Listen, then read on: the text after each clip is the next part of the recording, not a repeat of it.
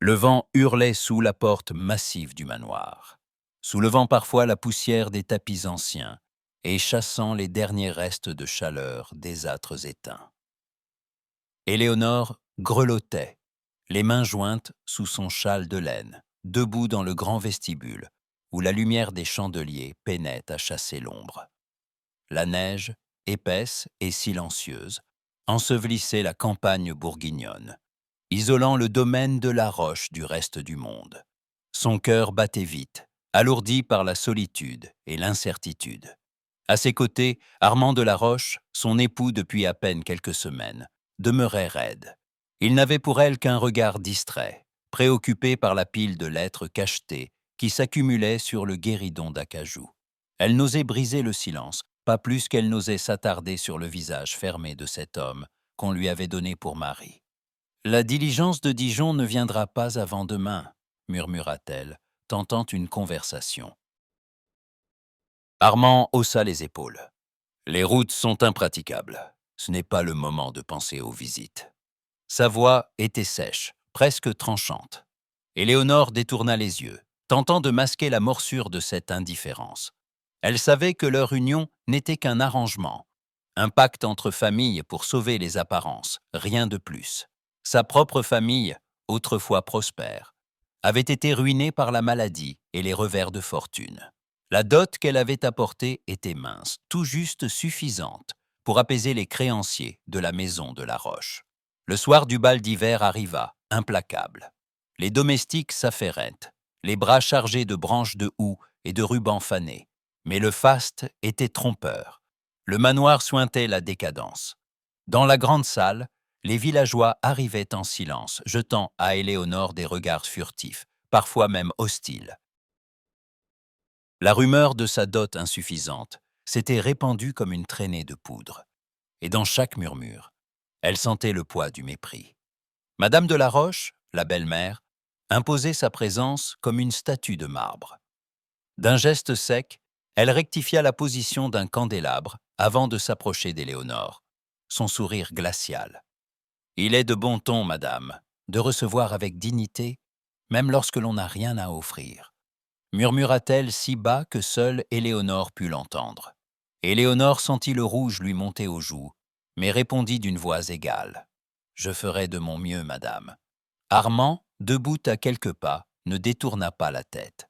Il discutait bas avec un homme à la barbe grise, un notaire venu de la ville, dont les paroles trahissaient l'urgence de la situation financière. « Il faut vendre la parcelle sud. Les dettes s'accumulent, Armand, » souffla le notaire.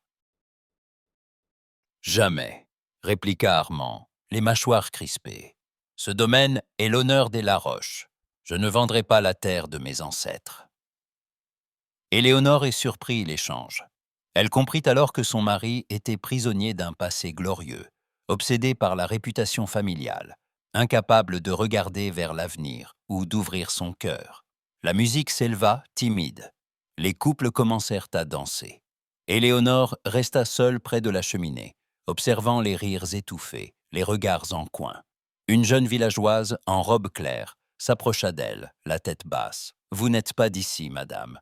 On dit que vous n'avez pas apporté grand-chose. » Éléonore soutint le regard de la jeune fille. Ce que l'on apporte n'est pas toujours ce qui compte le plus. La fille s'éloigna, confuse. Éléonore sentit ses forces la quitter. Elle quitta la salle, remontant le grand escalier, le cœur serré. Dans l'ombre du corridor, Armand la rejoignit. Il hésita, cherchant ses mots, puis ceci se détourna sans rien dire, la laissant seule face à sa peine. Dans la chambre glacée, Éléonore s'assit près de la fenêtre. Dehors, la neige continuait de tomber, recouvrant tout d'un linceul immaculé. Elle se demanda si, un jour, la chaleur parviendrait à percer la glace de ce manoir et de ce mariage. Un grincement au rez-de-chaussée lui fit tourner la tête. La nuit ne faisait que commencer, et déjà, elle pressentait que sous le silence blanc, les secrets et les rancœurs ne demandaient qu'à éclore. Le matin s'étira, brumeux et glacé, sur la campagne endormie. Éléonore, enveloppée dans un manteau trop léger pour l'hiver bourguignon, traversa la cour du domaine, ses bottines s'enfonçant dans la neige fondue. Elle ignorait le regard réprobateur des domestiques qui la guettaient derrière les vitres. Depuis le bal d'hiver, elle portait sur ses épaules le poids d'une hostilité sourde, mais refusait de se laisser enfermer dans la solitude que lui imposaient Armand et Madame de la Roche. Ce fut Lucile, la jeune servante aux joues pleines et aux yeux vifs, qui lui offrit la première brèche vers un peu de chaleur, tandis qu'Éléonore observait, curieuse, les allées et venues dans les cuisines. Lucile s'approcha, un panier de linge contre la hanche. « Il fait bon ici, madame », osa-t-elle, un sourire timide accroché aux lèvres. Éléonore hocha la tête. C'est la seule pièce où la vie ne semble pas gelée, Lucile. La servante lui tendit une tasse de lait chaud, les mains tremblantes. Ce geste, minuscule mais sincère, fut le début d'une complicité discrète. Lucile lui parla des récoltes, des bêtes, de la misère qui grondait dans le village, mais aussi des rires partagés lors des veillées. Éléonore écoutait, avide de comprendre ce monde auquel elle n'avait jamais eu accès. Un après-midi, alors qu'elle rapportait des ouvrages à la petite école, elle fit la connaissance de Monsieur Girard. L'instituteur, homme sec à la barbe poivre et sel, l'accueillit avec un respect teinté de surprise. « Vous prenez un risque, Madame de la Roche, à vous mêler ainsi aux affaires du village, » dit-il, l'air amusé. « Je veux aider Monsieur Girard. Et puis, il me semble qu'il n'y a pas de honte à vouloir apprendre. » Il la remercia d'un sourire franc. Éléonore, en écoutant les enfants réciter leurs leçons, sentit peu à peu s'effriter la distance qui la séparait du peuple. Les femmes la saluaient au marché. Les enfants osaient parfois l'approcher, confiants dans son regard doux. Mais au manoir, ce changement n'échappa ni à Armand, ni à sa mère. Un soir, alors qu'Éléonore rentrait, les joues rougies par l'air vif, elle trouva Armand l'attendant dans le salon, la mâchoire serrée. « On parle trop de toi, Éléonore. Les domestiques colportent déjà des histoires. Tu t'affiches avec les villageois, tu donnes des livres, tu t'assieds à la table de l'instituteur. Veux-tu donc me ridiculiser ?» Elle soutint son regard, la voix ferme malgré la douleur. « Je ne cherche qu'à me rendre utile, je n'ai pas choisi cette solitude. » Armand détourna la tête, murmurant « Ce n'est pas à toi de décider comment on doit vivre ici. » Madame de la Roche, postée dans l'ombre, ajouta d'une voix acide « Une femme de ta condition devrait se souvenir de sa place. Les gens parlent, Éléonore. » La tension monta, irrespirable. Cette nuit-là, Éléonore, incapable de trouver le sommeil, erra dans la maison. Son cœur battait à tout rompre, tiraillé entre colère et chagrin. Soudain, une nausée violente la força à s'asseoir. Plusieurs jours passèrent, rythmés par les mêmes malaises, la même lassitude. Lucile, inquiète, la pressa de consulter le médecin du village. Le diagnostic tomba, bouleversant. Elle attendait un enfant. Seule dans sa chambre, Éléonore serra la lettre du médecin contre sa poitrine, des larmes de joie et d'angoisse mêlées sur les joues. Pour la première fois depuis son arrivée, un espoir fragile naissait.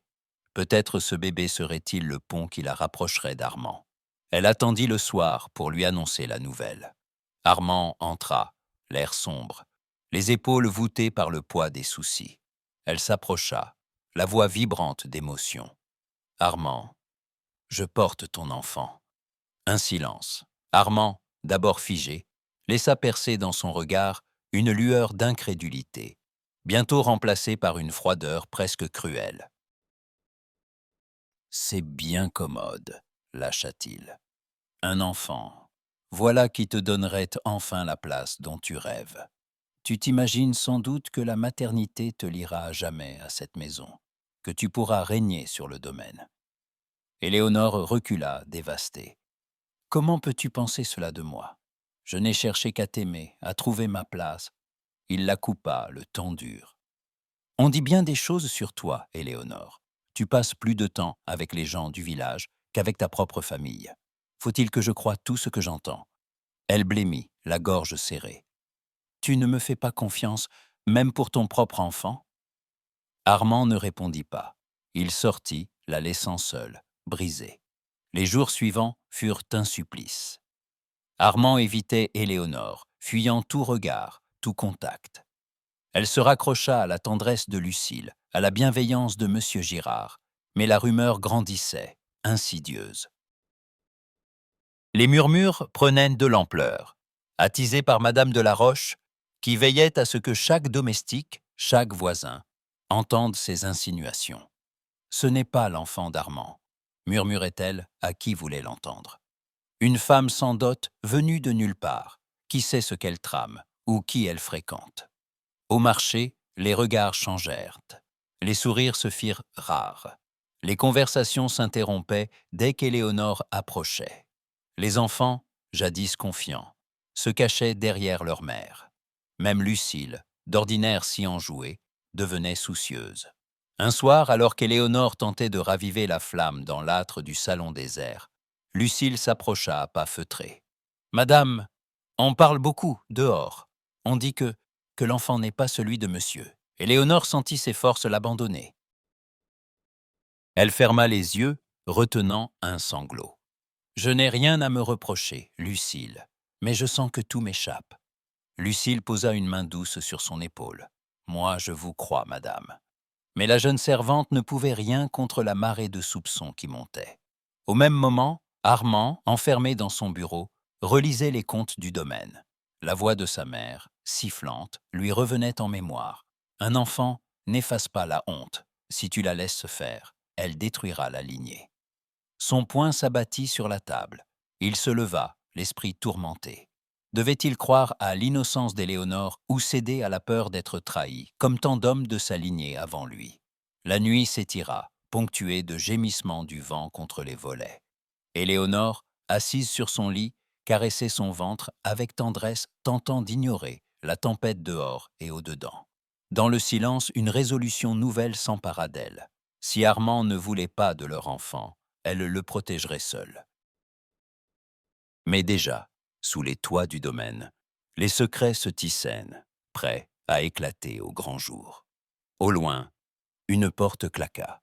Quelqu'un approchait, et avec lui, la promesse que plus rien ne serait jamais comme avant. Le silence du domaine pesait, alourdi par la neige qui tombait sans répit depuis le matin. Éléonore longeait les couloirs vides, sa silhouette fragile glissant entre les portraits austères. Son ventre s'arrondissait sous sa robe sombre, signe éclatant de la vie qu'elle portait, mais plus encore de sa vulnérabilité. Depuis des semaines, elle se heurtait à un mur d'indifférence, de regards fuyants ou hostiles. Les rumeurs s'étaient glissées partout, corrosives, et la campagne de calomnies ourdie par Madame de la Roche avait fini de l'isoler. Dans la cuisine, les conversations cessaient dès qu'Éléonore entrait. Les chuchotements la suivaient dans l'escalier, tels des ombres. Même Lucile n'osait plus l'aborder qu'à la dérobée, une tristesse inquiète dans les yeux. Un après-midi, la neige tapissait le parc d'un linceul épais, quand Sophie de Vienne, cousine d'Armand, fit son apparition. Sa beauté éclatante, sa voix rieuse et son élégance naturelle attirèrent toutes les attentions. Sophie s'installa au domaine sans façon, retrouvant Armand avec une familiarité troublante. Éléonore surprit bientôt leurs apartés, derrière une porte entr'ouverte. La voix basse et caressante de Sophie, ponctuée de rire, contrastait avec la gravité d'Armand, mais un trouble évident s'immisçait dans leurs échanges. « Tu as changé, Armand, » gloussa Sophie. « Tu devrais songer à ce qui est bon pour toi et pour le domaine. » Il soupira, visiblement las. « Ce n'est pas aussi simple. » Sophie effleura sa main, un sourire ambigu sur les lèvres. « Rien n'est jamais simple, mais certaines décisions sont nécessaires. » La porte grinça. Éléonore fit mine de passer, le cœur battant. Sophie lui adressa un salut hautain, puis, d'un ton mielleux, lança « Ma chère cousine, vous semblez fatiguée. Prenez soin de vous. Dans votre état. » Éléonore ravala sa colère. Armand détourna les yeux. Les jours s'étirèrent, étouffants. Les lettres anonymes, les messes basses, les regards suspicieux, tout conspirait à faire d'Éléonore une étrangère chez elle. Armand se montrait de plus en plus froid, fuyant les repas, s'enfermant dans le bureau ou rejoignant Sophie pour de longues promenades. Madame de la Roche, elle, exultait derrière ses rideaux, orchestrant la disgrâce de sa belle-fille avec une cruauté méthodique. Un soir, alors que le vent redoublait, Éléonore surprit un éclat de voix dans le grand salon. Sophie, assise près du feu, murmurait à Armand. « Cette situation ne peut durer. Tu dois penser à toi, à la famille. » Il répondit, la voix rauque. « Je suis perdu, Sophie. Je ne reconnais plus rien ici. » Sophie posa sa main sur son bras. « Je peux t'aider, tu le sais. » Éléonore se retira, bouleversée, et croisa Madame de la Roche sur le palier. Son regard était dur, triomphant. « Il est temps d'agir, Éléonore. Tu as assez nui à cette maison. » La tempête éclata cette nuit-là. Le vent secouait les volets, la neige s'amoncelait contre les portes. Éléonore, dans sa chambre glacée, tentait de calmer les battements affolés de son cœur. Armand surgit, les traits tirés. « Tu t'es encore plainte auprès des domestiques, n'est-ce que se passe? Tu cherches à te poser en victime. » Elle se leva, indignée. « Je n'ai cherché que la paix, Armand. C'est toi qui m'as abandonné. » Il s'approcha, le regard sombre. « Les rumeurs m'accablent, Éléonore. Même ma mère doute de la légitimité de cet enfant. » Sophie.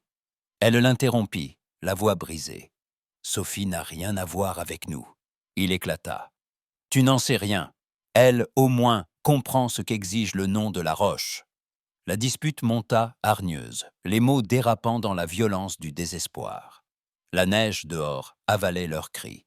Armand, hors de lui, ouvrit la porte. « Il vaut mieux que tu partes. Ce domaine n'est plus ta place. » Éléonore resta figée, transie. Madame de la Roche accourut, une lueur satisfaite dans le regard. « Nous t'offrons l'occasion de partir dignement, » souffla-t-elle. « Emporte ce qui t'appartient et laisse cette maison en paix. » Le cœur meurtri, Éléonore rassembla quelques effets dans un baluchon. Lucile, en larmes, tenta de la retenir. « Ils n'ont pas le droit, madame. Vous êtes la seule à avoir un cœur ici. » Mais la voix de Madame de la Roche retentit, implacable. « Qu'on ouvre la porte. » Éléonore franchit le seuil, la neige fouettant son visage. Derrière elle, les domestiques se révoltèrent, murmurant leur indignation, mais nul n'osa s'opposer à la volonté de la maîtresse. Armand détourna les yeux, déchiré, tandis que Sophie s'approcha, un sourire glacé aux lèvres. Madame de la Roche referma la porte avec satisfaction. Éléonore s'enfonça dans la nuit, seule, enceinte, sans ressources, le vent hurlant autour d'elle. À chaque pas, elle sentait la morsure de l'abandon, mais aussi la naissance d'une force inconnue. Au loin, dans la blancheur aveuglante, une lumière tremblait, promesse d'un destin qu'il lui restait à écrire. La nuit semblait interminable, avalant la route sous la neige et le souffle glacial du vent. Éléonore marchait, titubant sur le chemin blanc, ses bottines déjà détrempées, le manteau tiré jusqu'au menton. Chaque pas lui arrachait une douleur sourde, mais elle avançait, portée par une volonté farouche de vivre, pour elle et pour l'enfant qu'elle sentait peser lourdement dans son ventre. L'air mordait sa peau, la solitude lui pesait plus encore que le froid. Autour d'elle, les champs de Bourgogne s'étendaient, figés sous la lune, sourds à sa détresse. Un craquement dans la neige lui fit tourner la tête. Un ray de lumière vacillait au loin, derrière la haie d'un vignoble. Hésitante, Éléonore s'en approcha, le souffle court. Les larmes lui brouillaient à la vue. Elle n'était plus qu'une ombre, une étrangère chassée de son foyer, rejetée par ceux qui auraient dû la protéger. Au seuil d'une petite maison, la lumière d'une lanterne oscillait. Le loquet grinça. Une femme d'âge mûr, la taille solide et les mains rougies par le travail, ouvrit la porte. « Qui va là ?» appela-t-elle, la voix méfiante. Éléonore faillit s'effondrer. « Je vous en supplie, laissez-moi entrer. » L'homme qui surgit derrière la femme, visage buriné, la détailla d'un œil inquiet. Mais la détresse d'Éléonore ne laissait place à aucun doute. La vigneronne la prit par le bras, la fit pénétrer dans la chaleur âpre de la pièce commune. « Posez-vous près du feu, ma fille, » dit-elle, sans plus de formalité. Le couple, les Lambert, n'était pas riche, mais leur générosité était immense. Ils la firent asseoir, lui offrirent une soupe brûlante, puis lui laissèrent le temps de reprendre ses esprits. Éléonore, transie, sentit peu à peu la chaleur revenir dans ses membres. La vigneronne, prénommée Jeanne, lui caressa la main, devinant la détresse cachée sous la dignité. « Vous n'êtes pas d'ici » murmura-t-elle. Éléonore hocha la tête. « On m'a chassée du domaine de la Roche. Je n'ai nulle part où aller. » Jeanne serra les lèvres, une ombre de colère dans le regard. « La Roche, on connaît leur dureté, ici, restez, on s'arrangera. » Les jours suivants, Éléonore demeura alitée, minée par l'épuisement et les douleurs de la grossesse. Jeanne veillait sur elle, la nourrissant de tisane, la réconfortant d'une présence maternelle dont elle avait tant manqué. Dans le petit logis, la vie s'organisa autour d'elle. Le mari, Pierre, se montra réservé mais juste, et les enfants du couple, 2 garçons et une fillette, l'acceptèrent comme une apparition étrange, à la fois fascinante et effrayante. Mais la paix fut de courte durée. Une nuit, alors que la tempête hurlait, les premières douleurs se firent sentir. Éléonore, prise de crampes violentes, se recroquevilla sur la paillasse, haletante. Jeanne comprit aussitôt. « Il faut de l'eau chaude, vite! Pierre, va chercher la sage-femme !» L'accouchement fut long, éprouvant. La douleur, lancinante, la submergea, puis la laissa pantelante, flottant entre la vie et la mort. La sueur perlait à son front, ses mains broyaient le drap. Jeanne la soutenait, lui murmurant des mots d'encouragement, tandis que la sage-femme, accourue du village voisin, dirigeait la naissance. Dans la lueur tremblante de l'aube, un cri éclata, pur, déchirant le silence. Une petite fille venait de naître, toute chaude, toute frémissante, posée contre la poitrine d'Éléonore. Les larmes ruisselèrent sur ses joues. « C'est une belle enfant, madame, » dit la sage-femme en souriant. « Comment allez-vous l'appeler » Éléonore caressa la joue de sa fille, éblouie par la tendresse qui l'envahit. Aimée. Elle s'appellera Aimée. Le prénom résonna dans la pièce, tel un serment. Les semaines qui suivirent furent difficiles. Éléonore, faible, mit du temps à retrouver ses forces. Mais chaque jour, le sourire d'Aimée, sa petite main agrippant son doigt, lui donnait l'énergie de se relever. Jeanne l'aida à allaiter, la soutint dans ses premiers gestes de mère. Dans la maison des Lambert, Éléonore trouva une chaleur et une solidarité dont elle n'avait jamais rêvé. Mais elle savait que cette hospitalité ne pourrait durer. Le domaine de la Roche n'était pas loin, et la rumeur de sa présence finirait par remonter jusqu'aux oreilles de Madame de la Roche, ou pire, d'Armand. Un matin, elle confia à Jeanne sa décision. « Je ne veux pas vous causer de tort. Il faut que je parte, que je me construise une vie pour aimer. » Jeanne acquiesça, résignée. « Tu es forte, Éléonore. Tu y arriveras. » Elle songea à ses compétences, à tout ce que ses parents lui avaient appris avant la chute. Elle parlait anglais, savait lire et écrire le latin, avait reçu une éducation soignée. Peut-être, à Paris, trouverait-elle enfin sa place. Ce fut Pierre qui se rendit au village pour glaner des renseignements. Il revint avec une lettre de M. Girard, l'instituteur, à qui Éléonore avait confié ses espoirs par une missive discrète. M. Girard lui répondait d'un ton réconfortant. « Ma chère madame, j'ai des contacts à Paris. Une école de jeunes filles recherche une institutrice capable d'enseigner les langues et les belles lettres. Je me porte garant de votre sérieux. Venez sans crainte. La directrice est une femme d'esprit. » Éléonore sentit son cœur se gonfler d'espoir. Elle prépara son départ, cousant une robe propre pour Aimée, emballant ses rares effets. Jeanne lui glissa quelques pièces, des vivres et des baisers de fortune. « Prends soin de toi et de ta petite. Écris-nous. » Le trajet jusqu'à Paris fut éprouvant. La diligence cahotait sur les routes boueuses, Aimée grelottant contre elle. Éléonore, fébrile, ne quittait pas des yeux la frimousse paisible de sa fille. Au fil des lieux, Elle enterra son ancienne vie, se forgeant une armure neuve. Elle n'était plus la châtelaine déchue, ni l'épouse rejetée, mais une mère, une femme debout face à l'adversité. Paris se dévoila, brumeuse et vibrante, immense après l'isolement du domaine. L'école, nichée dans une rue calme du Marais, lui parut d'abord austère, mais la directrice, Madame Lefort, l'accueillit avec bienveillance. « Monsieur Girard m'a vanté vos qualités, Madame de la Roche. Nous avons besoin d'une institutrice instruite, et je vois que vous ne manquez ni de courage, ni d'intelligence. Oh. » Éléonore baissa les yeux, émue. « J'espère être à la hauteur. » L'installation fut rude. Les premiers jours, elle logea dans une petite chambre sous les toits, Aimée dormant dans un berceau de fortune. L'école regorgeait de jeunes filles, certaines hautaines, d'autres curieuses de cette maîtresse venue de province. Éléonore leur enseigna l'anglais, le latin, la littérature française, puis, peu à peu, gagna leur respect. Sa voix posée, son regard doux, sa rigueur sans dureté séduisirent ses élèves. Les soirs, elle veillait aimée, épuisée mais apaisée par la douceur de cette vie simple. Parfois, la nostalgie la saisissait, lancinante. La cour enneigée de la Roche, le parfum des roses d'été, le regard d'Armand, tantôt brûlant, tantôt glacial. Mais la tendresse d'aimer, la force de son amour maternel, l'aidaient à ne pas sombrer.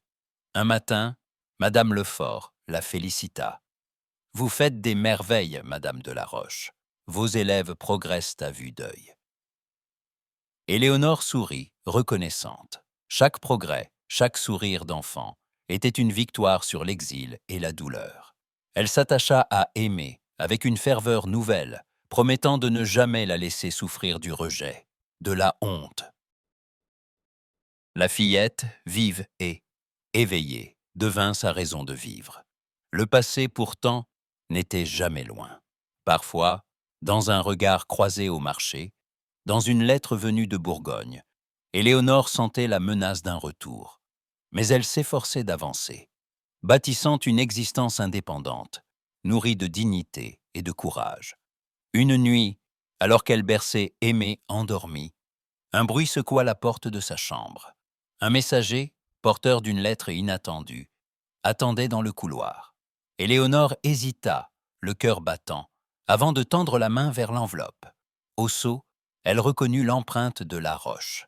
Quel destin s'annonçait, caché dans ces lignes? Le passé venait-il réclamer son dû, ou l'avenir lui tendait-il enfin la main? Éléonore sentit la tension renaître, la vie prête à basculer, une fois encore. Le brouillard du petit matin enveloppait Paris, mais le salon de la baronne von Eltz, tout près de la place des Vosges, éclatait de couleurs et de voix animées. Éléonore observait la scène depuis la baie vitrée, Aimée assise à ses pieds, un livre d'images à la main. Depuis son arrivée dans la capitale, la vie avait pris un tournant inattendu. Les épreuves l'avaient endurcie, mais ce fut une rencontre providentielle qui allait transformer son destin. La baronne von Eltz entra dans la pièce d'un pas assuré, drapée dans une robe de velours bleu nuit, le port altier, mais le regard pétillant. Elle s'arrêta devant Éléonore, l'étudia un instant, puis déclara sans détour « Vous avez l'air d'une femme qui sait écouter. Les salons ont grand besoin de cela, plus encore que de brillants discours. » Éléonore inclina la tête, touchée par la justesse de l'observation. Il me semble que l'on apprend davantage en prêtant l'oreille qu'en monopolisant la parole. La baronne éclata de rire, conquise. Voilà pourquoi je vous ai remarqué. Vous ne ressemblez à aucune de ces petites intrigantes qui gravitent ici. Venez, je veux vous présenter à mes amis. Ce fut ainsi qu'Éléonore fut introduite dans le cercle très fermé des intellectuels et artistes qui animaient la vie parisienne. Chaque semaine, le salon von Eltz accueillait poètes, peintres, musiciens, mais aussi banquiers, industriels et diplomates de passage. L'atmosphère y était à la fois effervescente et feutrée, propice aux débats les plus audacieux. Éléonore, discrète mais attentive, s'y fit vite une place singulière. Un soir, alors qu'un jeune compositeur hongrois improvisait au piano, La baronne la rejoignit dans l'alcôve où elle s'était retirée avec Aimé, endormie contre elle. Les hommes parlent trop fort, soupira la baronne. Mais ils savent reconnaître le talent, même caché sous la modestie.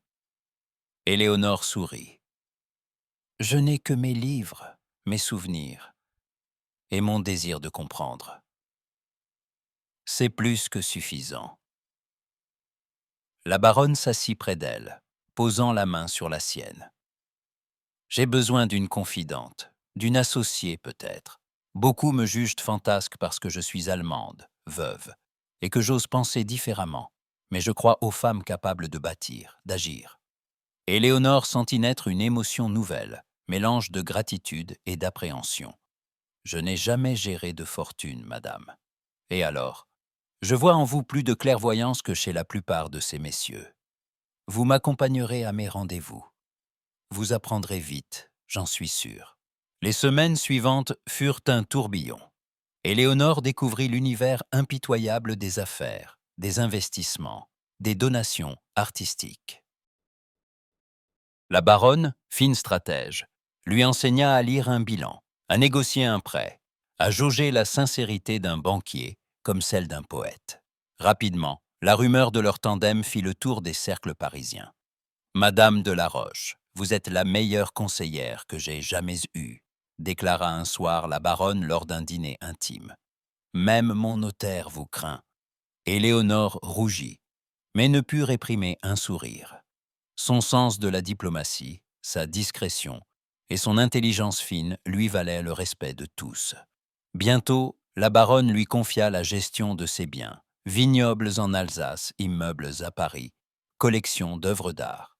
« Il faut oser, Éléonore », répétait-elle, un verre de vin à la main. « Le monde change, et nous devons le changer avec lui. » Dans l'ombre de ce mentorat, Éléonore s'épanouit.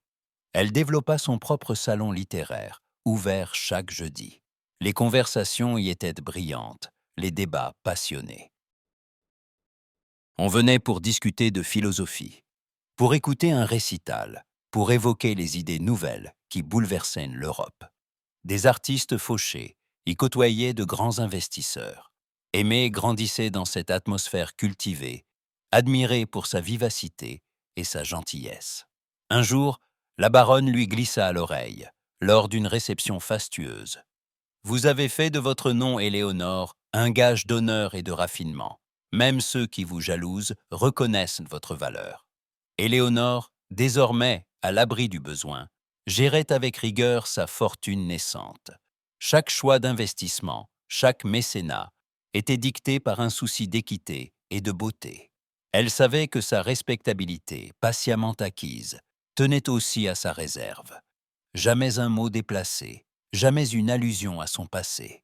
Les artistes, les banquiers, les diplomates, tous la respectaient. On vantait sa droiture, son élégance, sa bonté discrète. Les invitations affluaient, mais elle restait fidèle à la baronne, qui voyait en elle la fille qu'elle n'avait jamais eue. Un soir d'hiver, alors que la neige couvrait Paris d'un voile scintillant, Éléonore se pencha sur la main de son amie. « Que serais-je devenue sans votre rencontre, baronne ?» La vieille femme la regarda longuement, puis répondit d'une voix douce. « Vous auriez trouvé votre chemin d'une façon ou d'une autre, mais je suis fière de vous avoir croisé. » Dans le salon baigné de lumière, Éléonore sentit qu'une nouvelle page s'ouvrait devant elle. Pourtant, derrière la réussite, une ombre subsistait. Le passé n'avait pas dit son dernier mot. Un matin, une lettre venue de Bourgogne attendait sur son secrétaire, scellée d'un blason familier. Le cœur d'Éléonore se serra. L'heure des choix approchait, et son destin basculerait, une fois encore. La pluie tombait sans relâche sur les toits moussus du domaine de la Roche, effaçant les traces du passé et des fastes anciens. L'air, chargé d'humidité, s'insinuait dans les murs lézardés, dans les corridors, où le silence n'était troublé que par le grincement des poutres. Armand errait de pièce en pièce, le regard hanté, le visage creusé par la fatigue et les nuits blanches. Le manoir, jadis orgueilleux, n'était plus qu'une ombre de lui-même. Les tapisseries moisissaient, la pierre s'effritait. Les jardins n'étaient plus que friches. Depuis le départ d'Éléonore, rien n'avait apaisé la brûlure de la honte et du remords. Armand avait cru trouver un refuge auprès de Sophie, sa cousine, dont la beauté brillante et l'ambition sans bornes l'avaient un temps enivré. Mais cette alliance, scellée dans la précipitation et l'orgueil, tourna vite au désastre. Sophie, désormais maîtresse du domaine, multipliait les exigences. Elle voulait recevoir, éblouir, restaurer le lustre des Laroche, mais ses fêtes étaient creuses, les rires forcés. La noblesse locale, prudente, se faisait rare. Les créanciers, eux, se faisaient de plus en plus pressants. Armand, acculé, contracta de nouveaux emprunts pour plaire à Sophie, refusant de voir l'abîme qui s'ouvrait sous ses pieds. Un soir, alors que le vent secouait les volets, Sophie entra dans le bureau d'Armand, sa silhouette élégante tranchant dans la pénombre. « Tu comptes encore demander de l'argent à ce notaire ?» lança-t-elle, les bras croisés. « Tout le monde sait que tu es ruiné. » Armand serra les dents, les mains crispées sur les dossiers. « J'ai des terres à vendre. Le domaine vaut plus que tu ne crois. » Sophie éclata d'un rire bref. « Tes terres sont gorgées de dettes et de promesses non tenues. Même les vignerons ne veulent plus travailler pour toi. » Il détourna le regard, fuyant la vérité. « Laisse-moi, je trouverai une solution. » Elle s'approcha, la voix soudain glaciale. « Tu n'es qu'un rêveur, Armand. Tu as détruit ce que tu avais de plus précieux. » Elle claqua la porte, le laissant seul au milieu des papiers froissés et des livres poussiéreux. Dans la cheminée, la braise s'éteignait, reflet de sa propre lassitude. Les jours passaient, sombres et identiques. Les domestiques désertaient peu à peu la maison, invoquant la misère ou la maladie. Le village tournait le dos au maître déchu. La boulangerie refusait le crédit, le maréchal Ferrand regardait ailleurs. Les notables ne répondaient plus aux invitations. Même le curé, autrefois si prompt à bénir la famille Laroche, multipliait les visites chez les nouveaux riches du canton. Dans ce vide, Madame de Laroche dépérissait. La vieille dame, qui avait régné sans partage, gisait à présent dans son grand lit, le teint cireux, la respiration sifflante. Armand, assis à son chevet, sentait la culpabilité l'étouffer. « Mère, voulez-vous de l'eau ?» Elle entr'ouvrit les yeux, le toisa d'un regard éteint. « Tu as tout perdu, Armand, même l'honneur. » Il baissa la tête, incapable de soutenir la réprimande. La main fragile de sa mère chercha la sienne. « Tu n'as pas su garder ce qui comptait. Cette Éléonore ?» Un sanglot lui échappa, mais elle détourna déjà la tête. Las, Armand, anéanti, sortit dans le couloir, la gorge serrée. Il se surprit alors à penser à Éléonore, à la douceur de ses gestes, à la lumière qu'elle avait apportée, si brièvement, dans la vieille demeure. Il revoyait ses efforts pour se faire aimer des gens du village, sa patience face à la méchanceté, son sourire timide. Pourquoi l'avait-il laissé partir? Pourquoi n'avait-il pas su voir la vérité derrière les rumeurs? Une nuit, incapable de trouver le sommeil, il descendit jusqu'au petit salon. Le parquet craquait sous ses pas.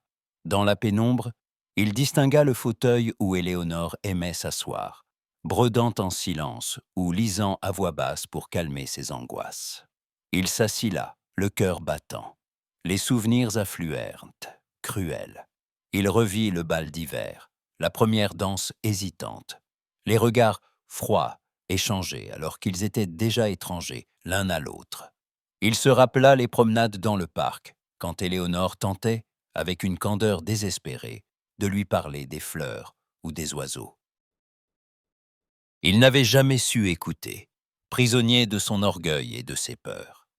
Il murmura, la voix éteinte, « J'aurais dû te retenir. » La maison lui répondait par son silence. Parfois, un écho lointain semblait lui ramener la voix d'Éléonore, un éclat de rire d'aimer qu'il n'avait jamais voulu connaître.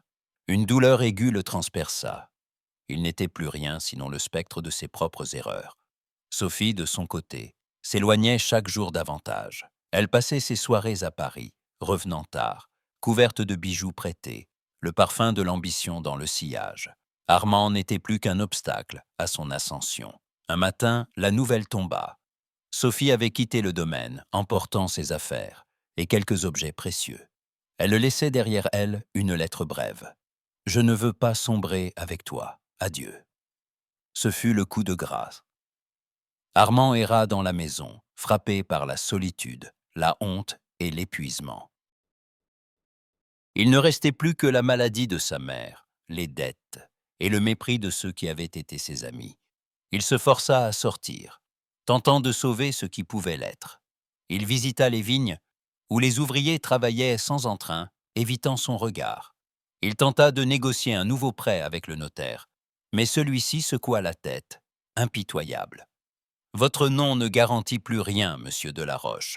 La confiance est perdue. » Armand sentit le sol se dérober sous lui. Il songea à Éléonore, à la force tranquille qu'elle avait montrée lorsqu'elle avait tout perdu. Il se demanda ce qu'elle était devenue, si elle avait trouvé la paix qu'il n'avait su lui offrir. Un soir, il s'effondra au pied du lit de sa mère, la tête dans les mains.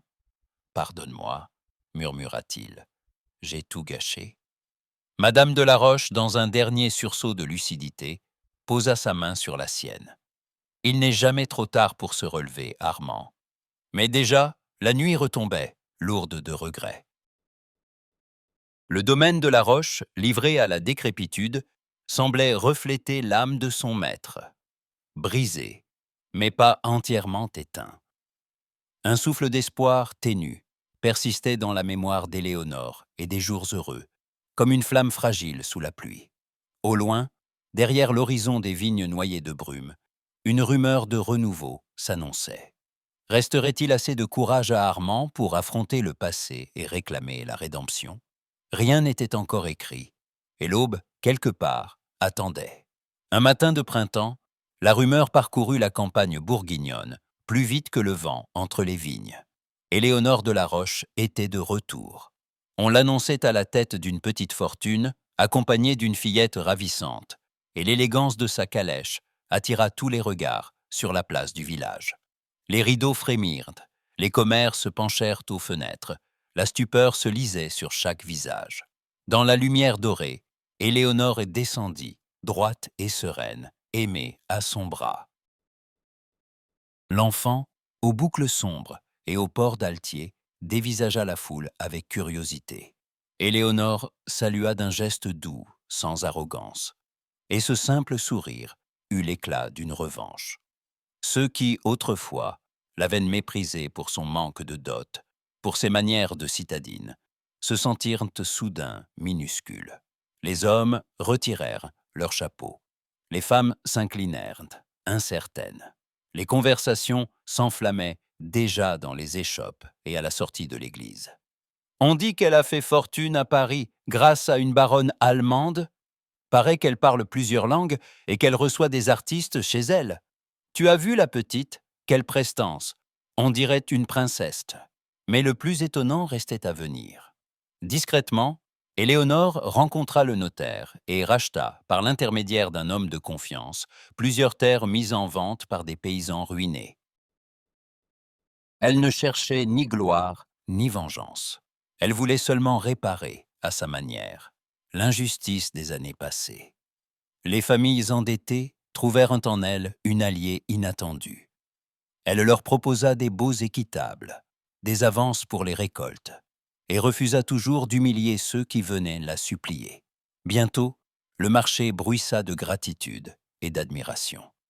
Madame de la Roche, pardon, Madame de Paris, comme on l'appelle maintenant, a sauvé la ferme des Morel. Mon fils travaille chez elle. Il dit qu'elle traite tout le monde avec respect. Au fil des semaines, Éléonore établit sa résidence dans une maison sobre mais raffinée, à l'écart du village, entourée d'un jardin renaissant. Elle y recevait peu, mais ceux qui franchissaient son seuil étaient frappés par la lumière paisible, la bibliothèque ouverte à tous, la gaieté d'aimer qui courait parmi les lilas. Les enfants du hameau venaient écouter des contes. Les anciens trouvaient toujours une oreille attentive. La fortune d'Éléonore, loin d'être ostentatoire, semblait nimbée de mystère et de bienveillance. Pourtant, dans l'ombre du grand domaine, le déclin se poursuivait. La propriété de la roche, délabrée, n'était plus que l'ombre d'un passé glorieux. Armand, las et amaigri, observait le retour d'Éléonore avec une stupeur mêlée d'orgueil blessé. Les villageois, qui l'avaient fui, se pressaient désormais chez elle pour obtenir du travail, du secours ou une simple audience. Sa mère, alitée, ne parlait plus que de la réussite de son ancienne belle-fille, la comparant sans relâche à la médiocrité de son propre fils. Un soir, dans la grande salle froide, Armand jeta un regard désespéré sur les papiers éparpillés. Les dettes s'accumulaient. Le dernier créancier menaçait de saisir la vigne. Il savait qu'il ne lui restait qu'une issue, solliciter l'aide d'Éléonore. Il marcha longuement avant de se décider. La maison d'Éléonore paraissait paisible, illuminée par les lampes à huile. Il hésita sur le seuil, puis frappa, le cœur lourd. C'est Aimée qui ouvrit, ses grands yeux posés sur lui. « Bonjour, monsieur. Vous cherchez maman ?» Il hocha la tête, sa voix à peine plus qu'un souffle. « Oui, mademoiselle. » Éléonore parut, vêtue simplement, mais l'assurance de sa posture n'avait rien perdu de sa noblesse. Elle soutint le regard d'Armand, sans hostilité, seulement une grave douceur. « Que puis-je pour vous, Armand ?» Il baissa les yeux, honteux. « J'ai besoin de votre aide. Le domaine, il est perdu sans vous. » Un silence s'installa, lourd de souvenirs et de regrets. Éléonore observa l'homme qu'elle avait tant aimé, autrefois si fier, aujourd'hui brisé. « J'ai entendu parler de vos difficultés, » répondit-elle calmement. « Mais dites-moi franchement, venez-vous pour sauver la roche, ou pour vous sauver vous-même ?» Armand tressaillit. « Je ne sais plus. J'ai été aveugle, injuste. Tout ce que j'ai repoussé s'écroule autour de moi. » Elle s'approcha, posant une main légère sur la table. « Il n'est jamais trop tard pour agir avec droiture, Armand. Mais toute aide a un prix, celui de la sincérité. » Il releva la tête, les larmes aux yeux. « Je suis prête à tout, Éléonore. J'ai compris ce que j'ai perdu. » Éléonore songea à leur passé, au chemin parcouru. Elle n'était plus la jeune épouse timide, mais une femme forte, reconnue et respectée. Elle pensa à Aimée, à la promesse d'avenir qu'elle incarnait. « Demain, dit-elle enfin, nous irons ensemble au domaine. Je verrai ce qui peut être sauvé. Mais sachez-le, ce n'est pas pour vous, ni pour moi. C'est pour la terre et ceux qui y vivent. » Armand acquiesça, la gorge serrée, conscient qu'il venait de franchir le seuil d'un monde nouveau. Au dehors, la nuit était tombée. Derrière les volets, les villageois guettaient, prêts à raconter 1000 histoires sur le retour d'Éléonore et la chute des Laroche. Mais dans la maison, un souffle de renouveau s'élevait, prêt à défier les vieilles rancunes. Au matin, tout pouvait basculer. Et dans l'air flottait la promesse d'une vérité, qui n'attendait que d'être révélée. L'aube se leva, pâle et incertaine, sur le domaine de la roche. Une brume légère flottait au-dessus des vignes, les transformant en une mer fantomatique. Dans la cour, le silence était lourd, tendu comme avant un orage. Éléonore, droite et déterminée, descendit de la calèche, Aimée à ses côtés. Armand l'attendait sur le perron, le visage fermé, les mains crispées sur la rampe. Son regard était fuyant, mais dans ses yeux passait un éclat de fièvre, une fierté blessée qui luttait contre la lassitude.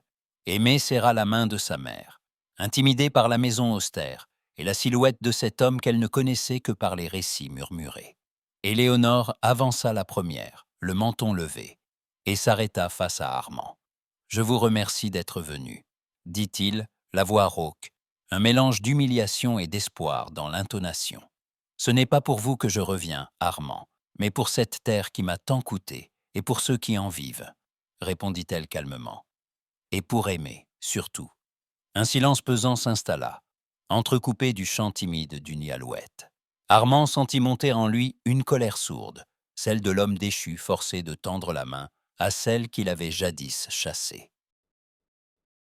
Mais il ne pouvait ignorer non plus la fascination qu'Éléonore exerçait désormais sur lui. Elle n'était plus la jeune épouse soumise, mais une femme puissante, assurée, dont la force l'ébranlait. Ils pénétrèrent dans le grand salon.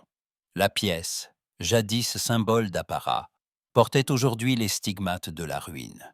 Tentures fanées, meubles couverts de poussière, lumière blafarde. Aimée, silencieuse, s'assit près de la fenêtre, le regard tourné vers le jardin envahi par les orties.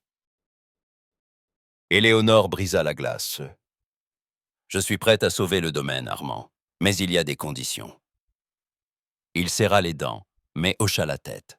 « Parlez. » Elle s'assit, posant ses gants sur la table. « D'abord, Aimée devra être reconnue comme votre héritière légitime, officiellement. Elle portera le nom de la Roche et aura les mêmes droits qu'un fils. » Le visage d'Armand se crispa, la blessure de l'orgueil saignant sous l'injonction. « Vous me demandez de renier le passé ? Je vous demande d'honorer la vérité, » coupa-t-elle. « Aimée est votre fille. Elle a droit à la justice. » Il détourna les yeux, murmurant « Et si je refuse ?» Éléonore le fixa, implacable. « Alors je n'aiderai pas. Je rachèterai les terres, mais vous n'en resterez que le locataire. Ce sera la fin des Laroche. » Un long silence s'étira. Armand, acculé, sentit son monde vaciller. Mais il n'avait plus le choix. Et l'autre condition, Sophie devra disparaître à jamais de cette maison et de vos affaires. Je n'accepterai pas d'agir tant qu'elle rôdera dans l'ombre. Il tressaillit, un éclat de honte traversant ses traits. Elle n'est plus rien pour moi. Je l'écrirai devant témoins, si vous l'exigez. Éléonore l'acquiesça. Je l'exige, et je veux que tout cela soit consigné par le notaire, dès aujourd'hui. Armand, brisé, hocha la tête. Vous aurez ce que vous demandez. Ils restèrent là face à face, deux adversaires que le destin avait liés, puis séparés, et que la nécessité contraignait à s'entendre. Mais sous la tension, une autre émotion se frayait un chemin. La mémoire d'un passé où, malgré la glace et les rancœurs, avait existé une brève tendresse. Ils passèrent la journée à parcourir le domaine, à dresser des plans de sauvetage, à convoquer les métayers et les ouvriers. Éléonore impressionna tous ceux qui la voyaient à l'œuvre. Elle parlait d'agronomie, de dette, de marché, avec une assurance que personne ne lui connaissait. Armand, d'abord en retrait, fut forcé d'admirer la précision de ses jugements et la fermeté de ses décisions. Plusieurs fois, il a surpris à sourire à un enfant, à consoler un vieil ouvrier, à distribuer des conseils avisés. Le soir, ils se retrouvèrent dans le bureau, courbés sur les registres. Aimée, fatiguée, s'était endormie près du feu. Armand la regarda, la gorge serrée. « Elle vous ressemble, » murmura-t-il. Éléonore leva les yeux, une ombre de douceur dans le regard. « Elle a votre front et votre obstination. » Un silence apaisé s'installa. Pour la première fois depuis des années, ils partagèrent une complicité silencieuse, née du travail commun et de la préoccupation pour leur enfant. « Pourquoi êtes-vous revenu vraiment ?» osa-t-il, la voix hésitante. Elle hésita, puis répondit avec une sincérité désarmante. « Pour rendre à Aimée ce qui lui revient, et parce que il faut bien que quelqu'un sauve cette terre. » Armand détourna les yeux, bouleversé par l'humilité et la force de cette femme qu'il avait jadis rejetée. Dans son cœur, la colère se mêlait à l'admiration, la honte à un regret lancinant. Les jours suivants, ils s'habituèrent l'un à l'autre, apprenant à travailler ensemble, à s'écouter. Éléonore imposa ses méthodes, mais consulta toujours Armand, le laissant croire qu'il gardait l'illusion du commandement. Peu à peu, la défiance laissa place à une forme de respect. Ils évoquaient parfois le passé, à demi-mot, laissant affleurer des souvenirs doux amers. Le bal d'hiver, les promenades silencieuses, les maladresses d'autrefois. Un soir, alors qu'ils surveillaient les ouvriers dans les vignes, Aimée courut vers eux, tombant dans les bras d'Armand. « Papa, regarde, j'ai trouvé un nid d'hirondelle. » Il la souleva, ému, cherchant le regard d'Éléonore. Elle lui offrit un sourire grave, mais sans amertume. Pour la première fois depuis longtemps, Armand sentit une chaleur nouvelle envahir la vieille maison. La reconstruction du domaine devenait le symbole de leur rapprochement, lent, fragile, mais réel. Les regards s'attardaient, les mots devenaient plus doux, et l'avenir semblait moins sombre. Pourtant, sous la surface apaisée, des questions restaient en suspens, des blessures mal refermées. Le destin, capricieux, n'avait pas dit son dernier mot. Au loin, un orage grondait, prêt à mettre à l'épreuve ce fragile équilibre. Mais pour Éléonore et Armand, l'heure n'était plus à la fuite. Ils s'apprêtaient à affronter ensemble les tempêtes du passé et les promesses de l'avenir. Le soleil déclinait derrière les collines de Bourgogne, jetant sur le domaine de la Roche une lumière dorée, presque irréelle. Dans la grande maison, le silence était devenu solennel, comme suspendu à chaque respiration. Depuis quelques jours, le nom de la vieille maîtresse des lieux n'était plus prononcé qu'à voix basse. Madame de la Roche, la redoutable, l'inflexible, l'orgueilleuse, n'était plus que l'ombre d'elle-même, étendue dans sa chambre, le souffle court et les traits tirés par la maladie. Éléonore gravit l'escalier, le cœur serré, précédée par la servante Lucile qui lui ouvrit la porte. Dans la pénombre, la belle-mère la fixait de ses yeux clairs, où la peur et la lassitude se mêlaient à une fierté brisée. « Approchez, Éléonore », murmura-t-elle d'une voix éteinte. Éléonore s'avança, droite, la gorge nouée. Tant de souvenirs l'assaillaient. Les humiliations, les regards froids, les mots acérés qui l'avaient jadis meurtrie.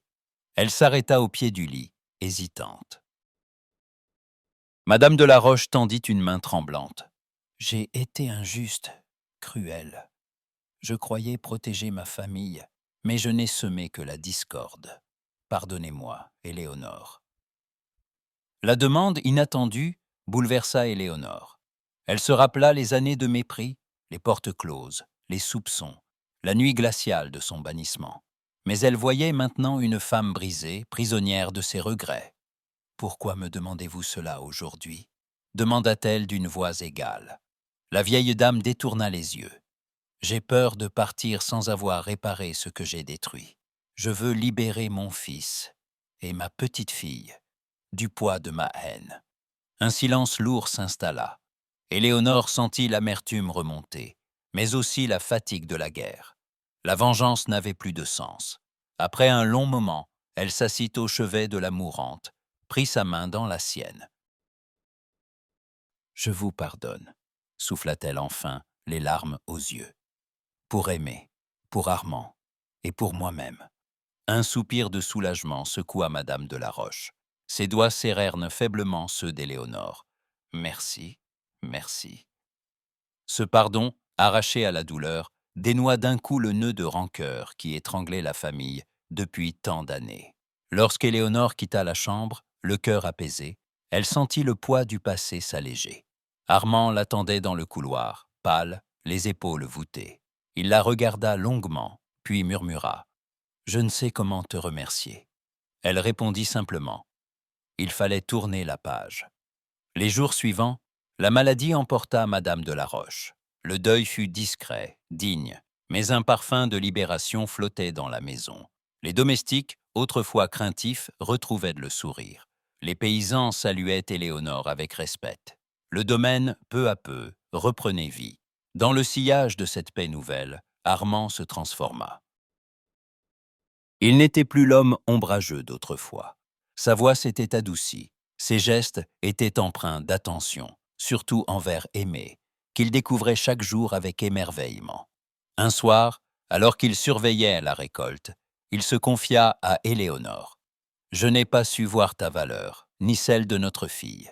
J'ai laissé la peur, la honte, l'orgueil me dévorer. » Éléonore l'écouta en silence, touchée par la sincérité de ses mots. Il poursuivit, la voix brisée.